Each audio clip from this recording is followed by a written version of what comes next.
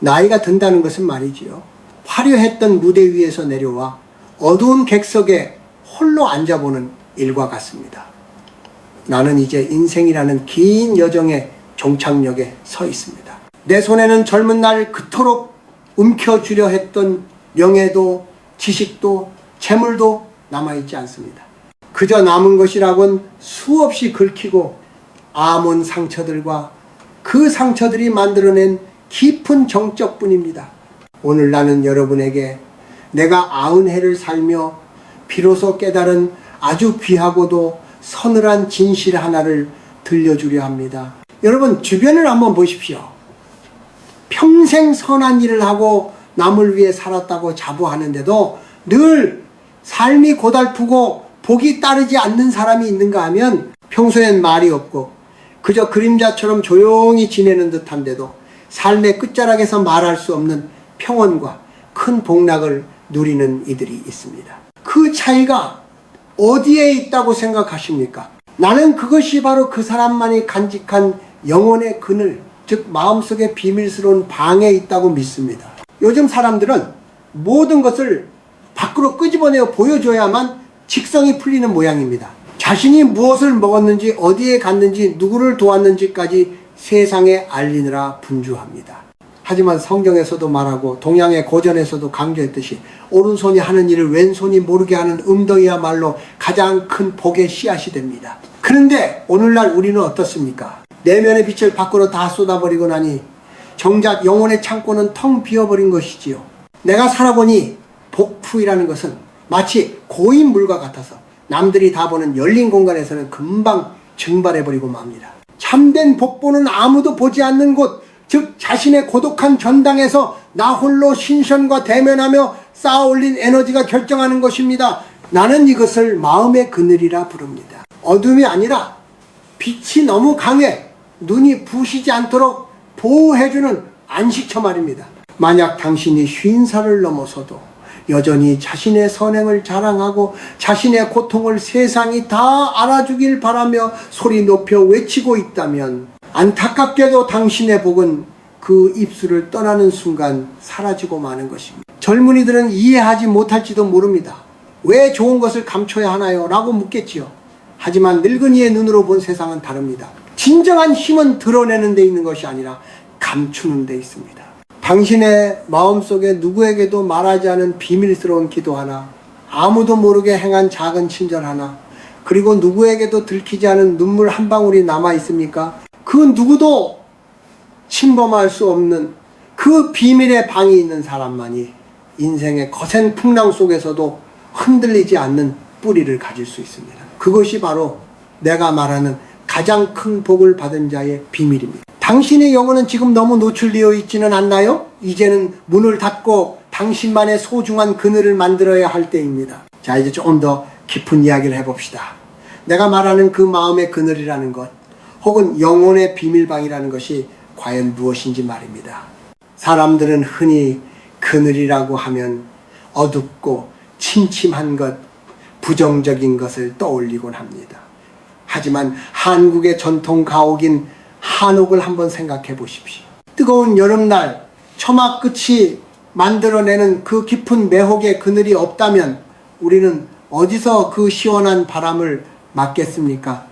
그늘은 빛을 거부하는 것이 아니라 빛을 받아들여 자기만의 온도로 숙성시키는 장소입니다. 복후이라는 것도 이와 같습니다. 우리가 살면서 행하는 작은 선행, 견뎌내는 고통, 그리고 마음속으로 다지는 결심들이 밖으로 발설되는 순간 그것은 더 이상 나의 것이 아닙니다. 타인의 평가라는 도마 위에 올라가 난도질 당하거나 칭찬이라는 이름의 바람에 실려 허공으로 흩어져 버리지요.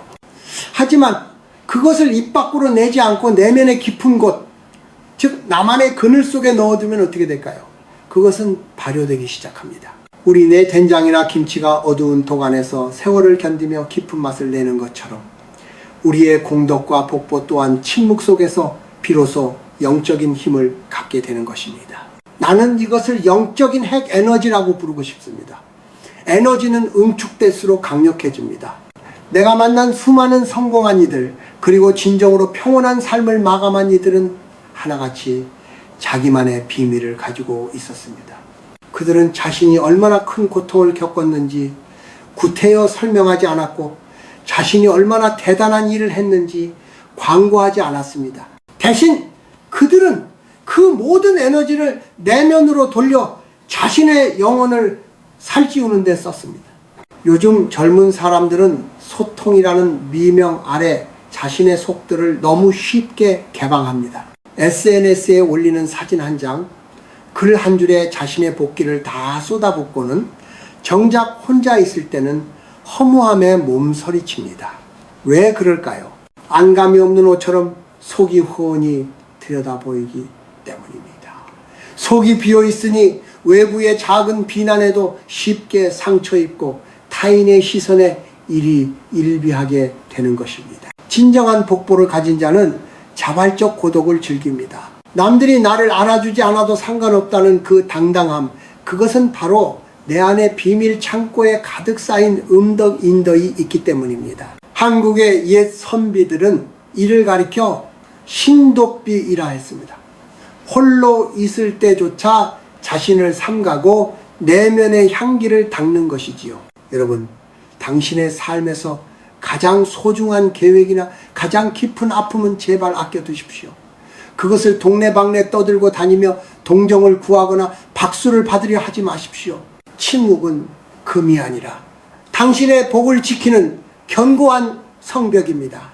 당신이 입을 닫고 마음의 방에 빗장을 걸 때 비로소 하늘의 복이 당신의 영혼에 고이기 시작할 것입니다. 그 고요한 저수지에서 길어 올린 물만이 당신의 인생 후반전을 적셔줄 진정한 생명수가 될 것입니다. 인생을 90년 가까이 살다 보니 사람의 얼굴만 보아도 그가 품고 있는 공기의 무게를 짐작하게 됩니다. 어떤 이는 화려한 옷을 입고 웃고 있어도 그 속이 텅 빈 들판처럼 스산하고, 어떤 이는 남루한 차림에도 깊은 숲속의 옹달샘 같은 서늘하고도 맑은 기운을 뿜어냅니다. 그 차이는 그가 자신의 상처를 어떻게 다루었느냐에 달려 있습니다. 사람들은 고통을 당하면 제일 먼저 무엇을 합니까? 누군가에게 달려가 하소연을 합니다. 내가 이렇게 억울하다, 내가 이렇게 힘들다며 자신의 상처를 세상 앞에 전시하려 듭니다. 하지만 기억하십시오. 상처를 타인에게 보여주는 순간 그것은 치유의 대상이 아니라 구경거리가 되고 맙니다. 사람들의 동정은 달콤한 사탕 같아서 잠시 기분을 달래줄지는 모르나 당신의 영혼을 강하게 만들지는 못합니다. 오히려 당신이 뱉어낸 그 원망의 말들이 부메랑이 되어 당신의 복을 깎아먹게 되지요. 진정으로 복이 큰 사람은 자신의 고통을 함부로 팔지 않습니다. 그는 자신에게 닥친 시련을 마음속 비밀의 방으로 가지고 들어갑니다. 그리고 거기서 홀로 상처와 마주 앉습니다. 왜 나에게 이런 일이 일어났을까를 묻는 대신 이 상처가 나에게 무엇을 가르치려 하는가를 조용히 묵상합니다. 이것이 바로 우리 조상들이 말하던 인내의 참모습이자 업장요잠을 소멸하고 복으로 바꾸는 과정입니다. 한국 사회에서 50대, 60대를 살아간다는 것은 참으로 고단한 일입니다. 자식 뒷바라지에 진이 빠지고 직장에서는 밀려나며 몸은 예전 같지 않습니다. 이럴 때 흔히들 내가 어떻게 살았는데 나한테 이럴 수 있느냐며 울분을 토합니다. 하지만 그 울분이 입 밖으로 터져 나오는 순간 당신이 평생 쌓아온 공덕은 연기처럼 사라집니다. 반대로 그 억울함과 외로움을 꾹 눌러 담아 내면의 걸음으로 삼는다면 그것은 노년의 품격이라는 아름다운 꽃으로 피어납니다. 상처는 밖으로 드러내면 덧나지만 안으로 품으면 보석이 됩니다. 조개 속에 들어온 모래알이 살을 파고드는 고통을 참아낼 때 진주가 만들어지듯 우리 영혼의 곡절 또한 침묵이라는 껍데기 속에서 숙성될 때 비로소 영롱한 복보가 되는 것입니다. 내가 만난 한 노인은 평생을 가족의 구박 속에서도 묵묵히 자기 자리를 지켰습니다. 그는 한 번도 남 탓을 하지 않았고 자신의 선행을 내세우지도 않았습니다. 사람들은 그를 미련하다고 했지만 그의 생의 마지막은 그 누구보다 평온하고 품이 있었습니다. 그가 남긴 침묵의 무게가 주변 사람들을 숙연하게 만들었기 때문입니다. 이것이야말로 하늘이 내리는 최고의 복보가 아니고 무엇이겠습니까? 여러분, 지금 고독하십니까? 혹은 누군가에게 무시당해 가슴이 무너집니까? 그렇다면 기뻐하십시오. 지금 당신은 복의 씨앗을 품은 것입니다. 그 아픔을 세상에 쏟아버리지 말고 당신만의 비밀스러운 방에 고이 간직하십시오. 그 침묵의 시간이 길어질수록 당신의 복보는 감히 누구도 엿볼 수 없을 만큼 거대해질 것입니다. 자, 이제는 우리가 일상에서 어떻게 그 마음의 그늘을 가꾸고 복을 지켜낼 것인지 그 구체적인 실천에 대해 이야기해 봅시다. 나이가 50을 넘고 예순에 접어들면 이제는 더하는 삶이 아니라 빼는 삶을 살아야 합니다. 창고에 물건이 가득 차 있으면 정작 귀한 손님이 와도 앉을 자리가 없는 법이지요. 당신의 영혼의 복이 들어앉을 자리를 만드는 법을 가르쳐 드리고자 합니다. 첫째로, 설명하려는 욕구를 버리십시오. 누군가 나를 오해하거나 비난할 때 우리는 본능적으로 자신을 변호하고 싶어 합니다. 하지만 기억하십시오. 당신을 믿는 사람은 설명이 필요 없고 당신을 믿지 않는 사람은 아무리 설명해도 듣지 않습니다. 억울한 감정을 꾹 눌러 담고 말을 아끼는 것, 그것이 바로 당신의 에너지를 보존하는 길입니다. 내가 지켜본 바로는 입을 닫는 시간이 길어질수록 그 사람의 기운은 맑아지고 복보의 그릇은 넓어집니다. 타인의 무례함에 일일이 대응하지 않는 침묵의 권위를 가지십시오. 둘째로, 낡은 인연의 찌꺼기를 정리하십시오. 한국 사람들은 정친에 약해서 실속 없는 모임이나 나를 갉아먹는 관계를 끊어내지 못하곤 합니다. 하지만 복이 큰 사람은 인간관계가 단순합니다. 왁자지껄한 술자리에서 나누는 뜬구름 같은 대화는 당신의 영혼을 황폐하게 만들 뿐입니다. 그런 곳에 갈 시간에 홀로 산책을 하거나 차 한 잔을 마시며 내면의 방을 청소하십시오. 진정한 복은 사람 사이의 북적임 속이 아니라 고요한 단절 속에서 찾아옵니다. 셋째로, 말의 무게를 다스리십시오. 특히 자식이나 배우자에게 하는 말을 조심해야 합니다. 내가 너를 어떻게 키웠는데, 혹은 내가 고생한 걸 누가 알겠느냐는 식의 말은 당신이 쌓아온 사랑과 헌신을 단숨에 무너뜨리는 독백입니다. 당신의 수고는 하늘이 알고 당신의 영혼이 기억합니다. 굳이 입 밖으로 내어 생색을 내는 순간 그 공덕은 유효기간이 지나버린 어음처럼 가치가 사라집니다. 차라리 그 수고를 당신만의 비밀 기록장에 적어두고 혼자 미소 지으십시오. 그것이 바로 비밀의 방에 복을 쌓는 방식입니다. 마지막으로, 물리적인 공간에서도 비움을 실천하십시오. 쓰지 않는 물건, 탐욕으로 채워놓은 가구들을 치워내고 당신의 시선이 머무는 곳을 단순하게 만드십시오. 주변이 어지러우면은 마음의 그늘도 탁해집니다. 깨끗하고 비어있는 공간이라야 비로소 신성한 기운이 머물 수 있습니다. 여러분, 50살 이후의 삶은 보여주는 삶이 아니라 느끼는 삶이어야 합니다. 남의 눈에 비친 내가 아니라 내가 나를 보았을 때 부끄럽지 않은 삶 말입니다.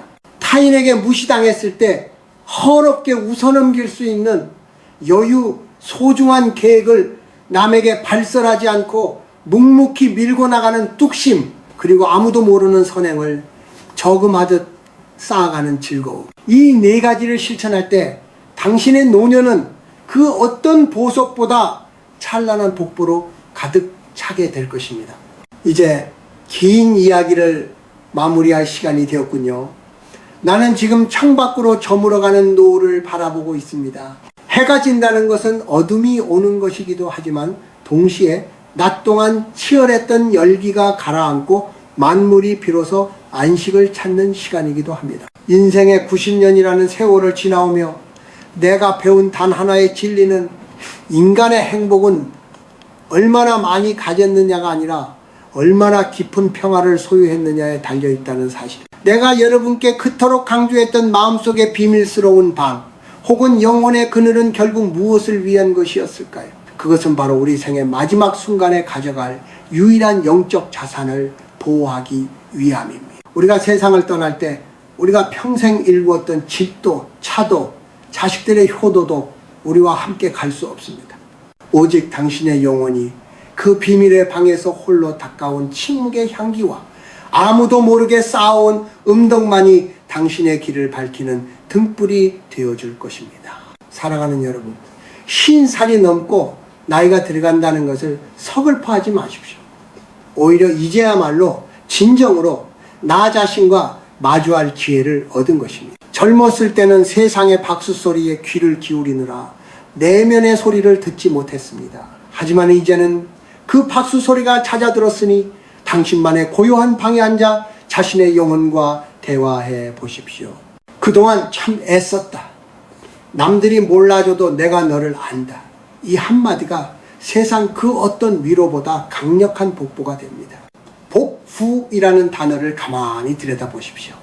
그것은 밖에서 굴러 들어오는 횡재가 아닙니다. 그것은 매일매일 내가 내뱉고 싶은 말을 참고 내세우고 싶은 마음을 누르며 남의 허물을 덮어주는 그 인내의 시간들이 겹겹이 쌓여 만들어지는 것입니다. 한국의 어머니들이 장독대에 정화수를 떠놓고 빌던 그 마음처럼 보이지 않는 곳에서 정성을 다하는 삶이 곧 복보의 근원입니다. 이제 나는 여러분에게 마지막 부탁을 드리고 싶습니다. 누군가 당신을 모욕하거든 그를 불쌍히 여기십시오. 그는 자신의 복을 깎아먹고 있는 것이고 당신은 침묵함으로써 그의 업장까지 대신 씻어내며 더 큰 복을 쌓고 있는 것이니까요. 인생의 후반전은 누가 더 화려한가를 겨루는 경기가 아닙니다. 누가 더 평온하게 자신을 갈무리하는가를 결정하는 시간입니다. 부디 당신의 영혼에 그 누구도 침범할 수 없는 신성한 곡해 옷 구석진 그늘 만드십시오. 그곳에서 당신의 슬픔을 보석으로 만들고 당신의 고독을 지혜로 승화시키십시오. 남들이 알아주지 않아도 괜찮습니다. 하늘이 알고 땅이 알며 무엇보다 당신의 영혼이 그 풍요로움을 이미 누리고 있을 것입니다. 오늘 나의 이 투박한 이야기가 고단한 당신의 삶에 작은 위로가 되었기를 바랍니다. 당신은 충분히 가치 있는 사람입니다. 당신이 품은 그 고요한 그늘이 훗날 거대한 복의 숲이 되어 당신과 당신의 소중한 이들을 지켜줄 것입니다. 평안하십시오. 그리고 당신의 비밀스러운 방을 끝까지 사랑하십시오. 그것이 90살 노인이 당신에게 줄 수 있는 가장 큰 축복입니다. 감사합니다. 부디 평온한 밤 되시길 바랍니다.